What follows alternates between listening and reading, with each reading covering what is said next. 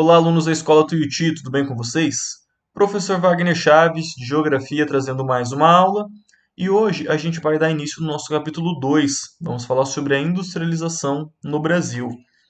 No bimestre passado a gente já falou do espaço rural, agora falamos do espaço urbano e agora vamos falar do processo de industrialização. Mas o que é isso? Vamos descobrir agora. Então pegue o seu caderno, pegue a apostila e me acompanhe em mais uma aula. Bom, pessoal, a indústria é o processo de transformação da matéria-prima. Tudo, absolutamente tudo que a gente vai no mercado e para comprar numa loja, seja ela uma loja de carro, uma loja de roupa, uma loja de eletroeletrônicos, tudo foi extraído de uma matéria-prima. E essa matéria-prima, ela é trabalhada, ela é processada e ela é transformada em outras coisas. Então, vamos usar alguns exemplos aqui. Primeiro, nós temos a soja. A soja é a nossa commodity, é a nossa matéria-prima. Da soja, eu posso fazer o quê? Posso fazer o óleo de soja, que é muito utilizado para fritura, fritura de imersão. A margarina, que é um creme vegetal que a gente passa no pão, faz bolo, entre outras coisas.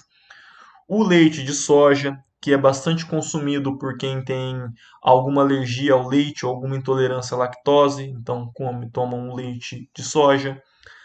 Ração animal, que é para gado, muito gado, frango, suínos. Aí tem a própria soja que a gente pode consumir. Tem a carne de soja, que é uma maneira processada de a gente consumir ela.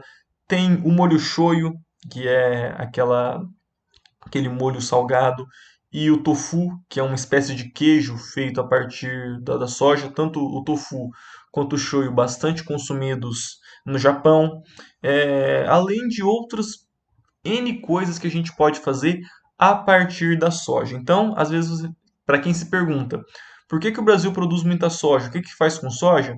Faz tudo isso, mais um monte de coisa. Então, o processo de você transformar a soja em óleo é a industrialização, tá? Então, a indústria ela é um fenômeno que surgiu nas cidades, mas ela também está presente no campo, tá? Então, existe toda uma indústria voltada para a transformação de matéria-prima agrícola, que pega, e muitas vezes essa indústria está direto no campo. Por quê?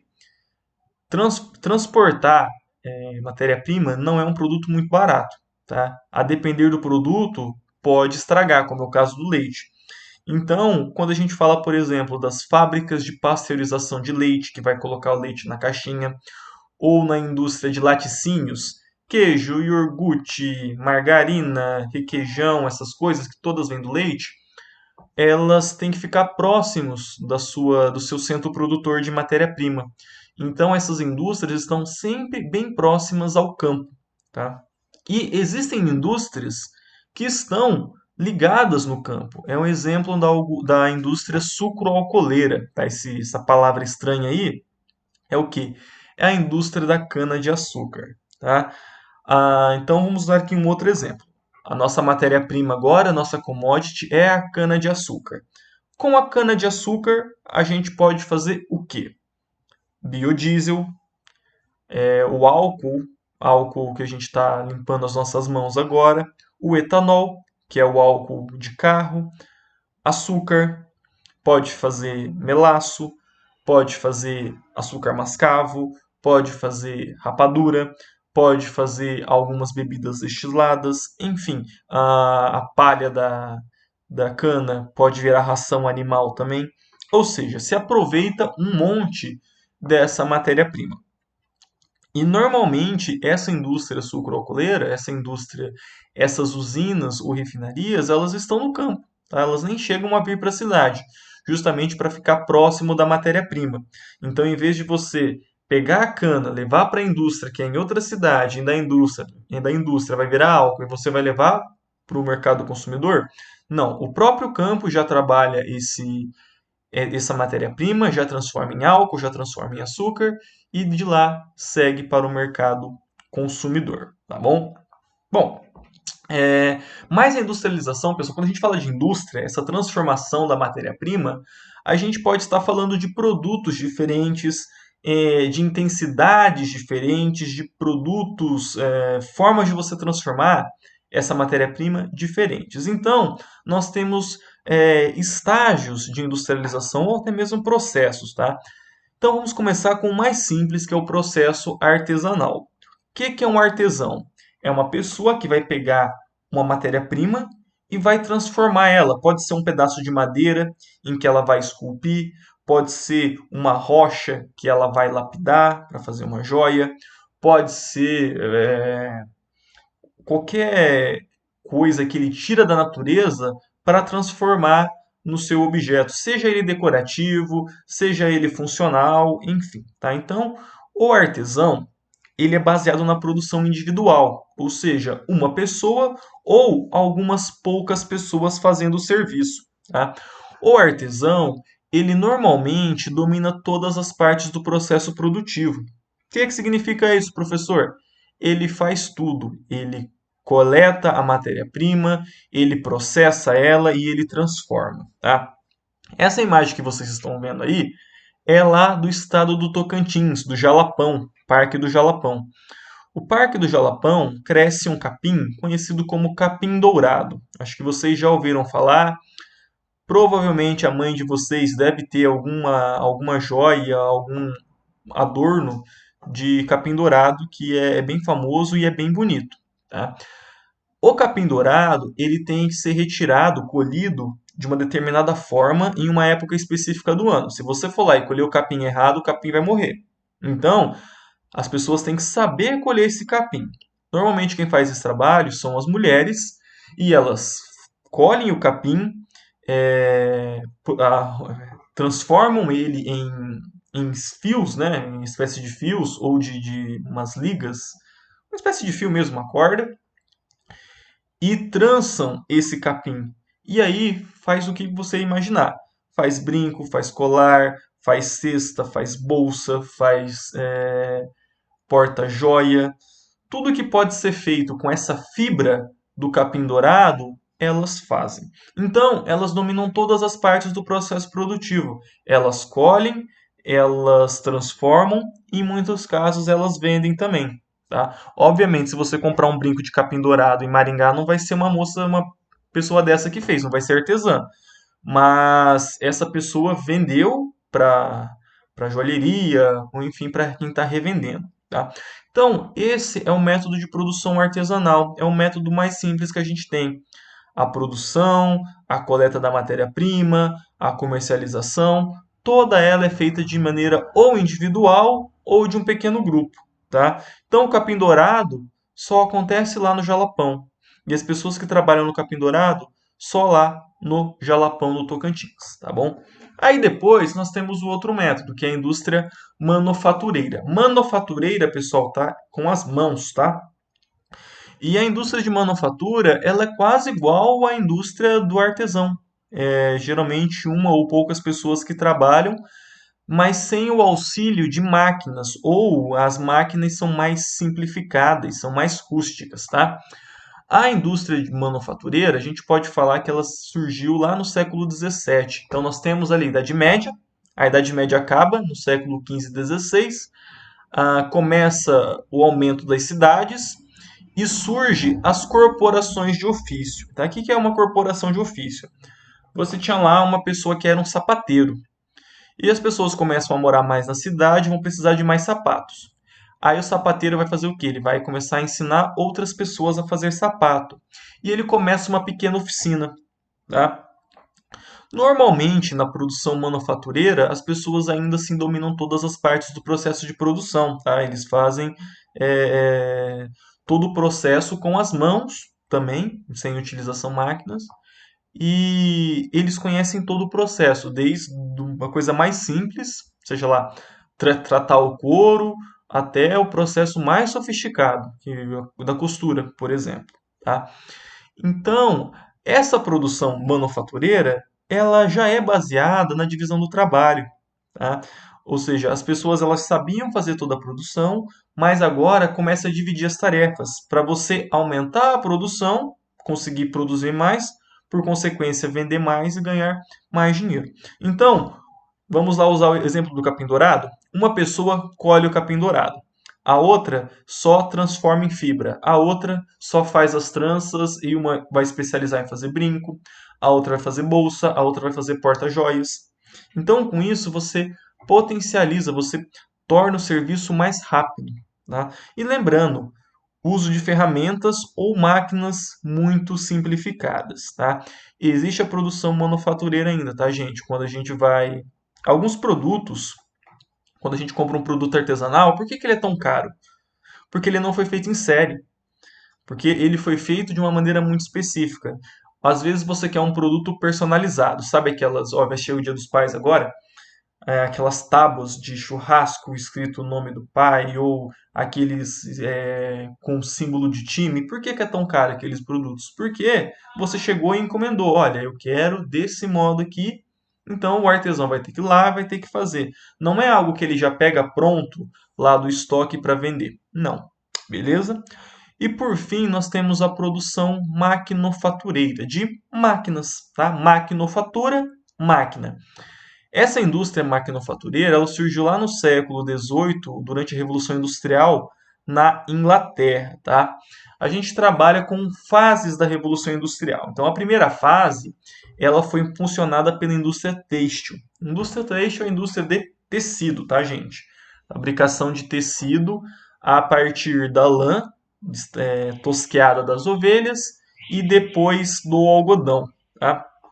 E pela extração do carvão e do ferro, porque como que essas máquinas ela vai funcionar? Era com energia elétrica? Não, era com o carvão. Tá? Então, duas coisas muito importantes para a primeira revolução industrial foi o ferro e o carvão. O carvão ele era o principal combustível. Você colocava fogo nesse carvão e esse carvão ele ia aquecer a água.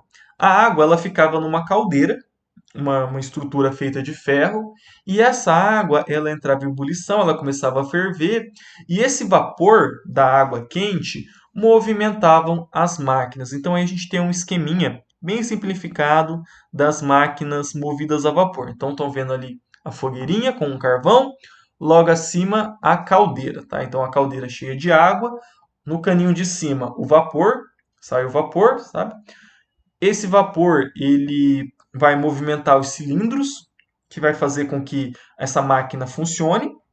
E depois essa água ela é resfriada, ela é condensada, ela volta a ser água, volta para a caldeira e da caldeira ela vai ser aquecida, vai virar vapor, vai mover o cilindro, mover as rodas, virar água de novo. Então esse era o ciclo da máquina a vapor, tá? A máquina a vapor, gente, é o símbolo da primeira revolução industrial. Tá? Por quê? Foi uma das primeiras formas que a gente conseguiu gerar energia sem gastar a nossa. O que eu quero dizer com isso? No mundo, na física, não tem como a gente gerar energia sem gastar uma outra energia. Então, por exemplo, para eu vir aqui gravar a aula para vocês, eu estou gastando uma energia. Como que eu ganho ela? Eu ganho através da minha alimentação.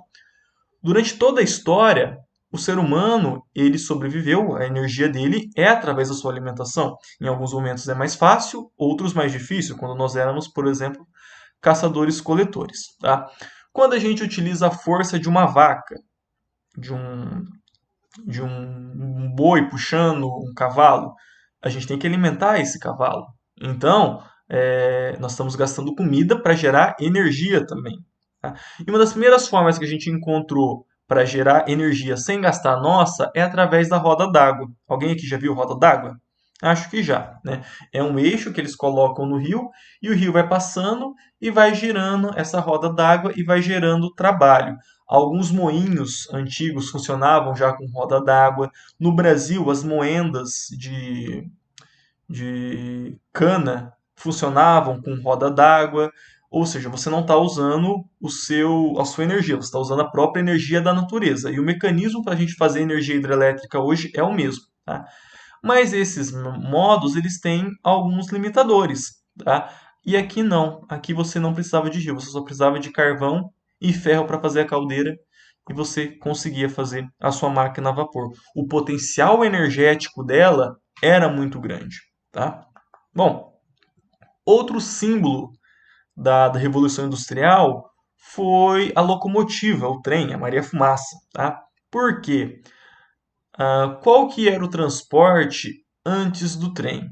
Quando era marítimo, eram as naus, aquelas caravelas, igual a que Pedro Álvares chegou no Brasil. No continente, eram carroças. Tá? Quando você faz a locomotiva, você consegue, primeiro, carregar muito mais mercadoria e no menor tempo.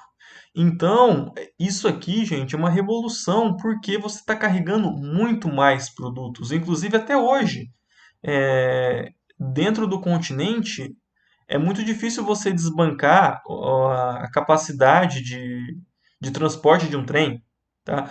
Em vários países, por exemplo, os Estados Unidos, a maioria do transporte é feito de trem, porque eles sabem que conseguem carregar muito mais do que o caminhão. E no final sai mais barato, né? No Brasil a gente está muito atrasado em relação a isso. A gente usa o transporte de carga via caminhão, tá? Mas lá na Revolução Industrial eles já perceberam isso. E o trem funciona da mesma maneira. São caldeiras, energia a vapor, movendo as engrenagens do trem, transportando mercadoria num volume muito maior, em um tempo muito menor, tá?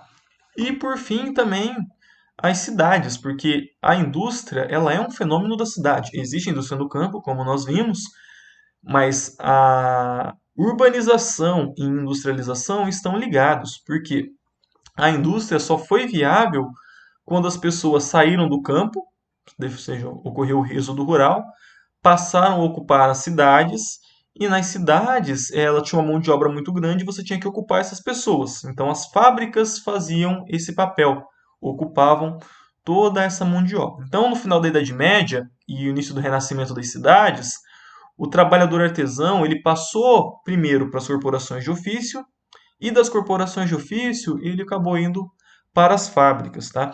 E cada vez mais eles foram se especializando em uma determinada parte do processo produtivo. Então, hoje é muito difícil você pegar uma pessoa e falar assim, ô, faz um carro do zero para mim. Ele não vai conseguir fazer. Até um engenheiro mecânico vai ter os seus probleminhas lá. Por quê? Cada pessoa está responsável por uma parte do processo produtivo. Então, uma pessoa sabe fazer o eixo do carro, a outra, as portas, o outro, a parte de vidro, o outro, a parte elétrica. Porque hoje nós temos essa divisão do trabalho. Beleza?